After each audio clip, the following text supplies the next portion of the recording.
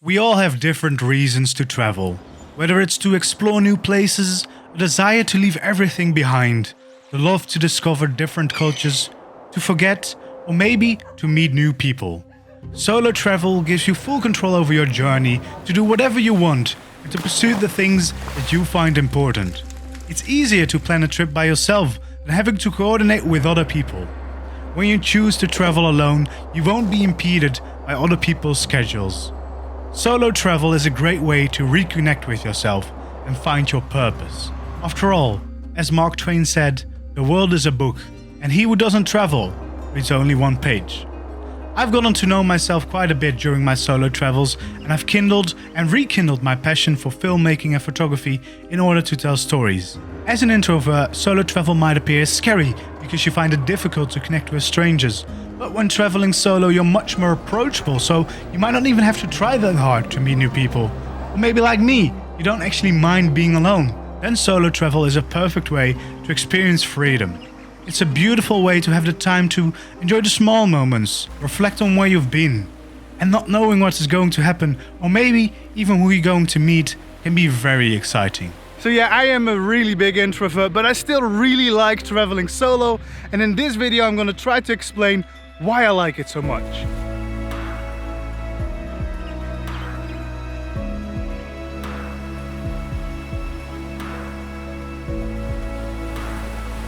There's many different ways you could go travel and explore solo. You could go somewhere by plane, you could go by train. Interrailing, for example, is very popular here in Europe. I've done 2 trips myself, one of them being solo, and of course you could go and do a road trip, which would provide you with the most freedom out of all, because you could go anywhere you like. And then of course there's the different places at which you can stay. Where you stay of course also depends on your budget. You could stay at a hotel or a Airbnb if you want to be completely on your own. I've done that a couple of times. Now I don't mind being alone. Sometimes actually I prefer being by myself. But if you don't want that, you could also go and stay at a hostel. Staying at a hostel, of course, the easiest option if you want to also connect with other travelers, especially if you stay at a dorm, because you'll be surrounded by other people. So even as an introvert, it will be really easy to connect with other travelers and share your stories and experiences. But if you're like me and you sometimes just want to have a place by yourself, you can also go for the private room in a hostel, which will still allow you to connect with other travelers easily, because you still have access to the accessibility of a hostel in all the common areas, but you also have that safe space, that private space that you can go to if you just want to be by yourself for a moment. I've personally tried almost all of these different ways to travel solo. I've recently come back from a solo road trip. I've done solo interrailing, and I've also flown somewhere for a solo city trip for a couple of days. And they're all very enjoyable to do. I would definitely recommend at least trying one of these at least once in your life, because you might really like traveling solo for a change. And then I've also stayed at hotels, I've stayed at Airbnbs, and even I've stayed at hostels, but I've yet to try staying at a dorm in a hostel, because so far my social anxiety has just been killing me too much to even consider booking that option. But I do really want to try that option at least once in my life. Also as a bit of a challenge to myself, because I think most of this social anxiety is just in my head. The days before the trip would probably be really bad, because I would be going crazy in my mind thinking of all the possibilities, but once I would be there, it would probably be okay. But the hostels are definitely a great option, even if you stay in a private room, because it's the best way to meet other people, even if you just want to spend the days by yourself and have some people to drink and talk to at the end of the day. And of course, if you do start feeling lonely during your travels, it's great to have some other people around.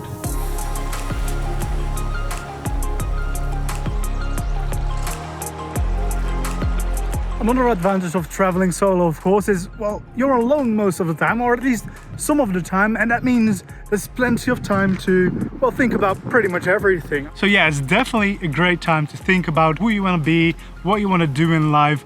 I myself have found often that when I'm traveling solo, I'm thinking about lots of things, and when I get home, I have a clear vision of what I want to do to basically become my true self. And of course, when you're traveling, you're doing loads of new things. You're meeting new cultures, you're doing things you've never done before, and all of those things can really help you find your true self. I at least have found myself often when I come back from a trip to be more motivated to go for the things that I really want to do in life, like making these videos. Another advantage of traveling solo, of course, is that you can wake up whenever you want. So that means that you can catch any sunrise you want, but you can also sleep in late if you decide to change your mind last minute. And that is because when you're traveling solo, you're experiencing true freedom. There's no one else that needs to agree with you. If you want to go ahead and do something, you go ahead and do it. If you don't want to do anything a day, you don't do anything that day.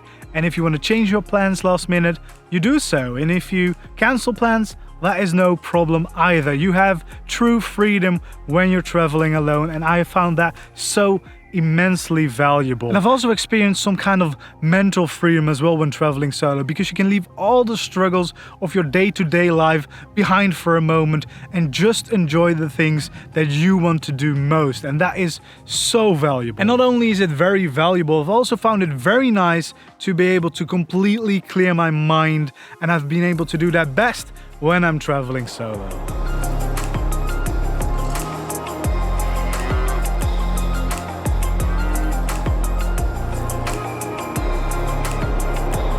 And I also can't help but think that while you're solo traveling, it's also healthy to go out of your comfort zone a little bit, try some new things. I mean, isn't that what traveling is all about? So, for example, in my case, I would really like to go in one of my future travels, go and stay in a hostel, go and stay in a dorm, and try to win from my social anxiety and grow as a person that way. And I'm sure we can all think of a couple of things that we would like to improve about ourselves, and solo travel can be the perfect way to do that.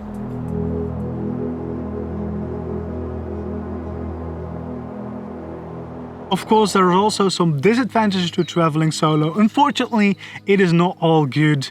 Usually it ends up being a little bit more expensive than if you were to travel with a friend or even with a group of people, because there's just one person to cover the cost, and that is yourself. But you can, of course, make it if you stick to a budget, go for cheaper options, and maybe walk a little bit more often than you would otherwise. But it is definitely still worth it, even though you spend a little bit more. There are also other things as well, of course. It can get pretty lonely if you travel all by yourself, but if you know that you get lonely quickly or you get homesick, it's probably best to stay at a hostel, so there's still plenty of other travelers around to connect with if you do start feeling lonely, to have that feeling of home even if you're away from home. And then it can also be a disadvantage to be alone. Even though that is a big plus of traveling solo, being alone, it can also sometimes be a disadvantage. For example, when you get in trouble, when you have some problems, it's usually easier if you're with someone, you can figure it out together. But if you're by yourself,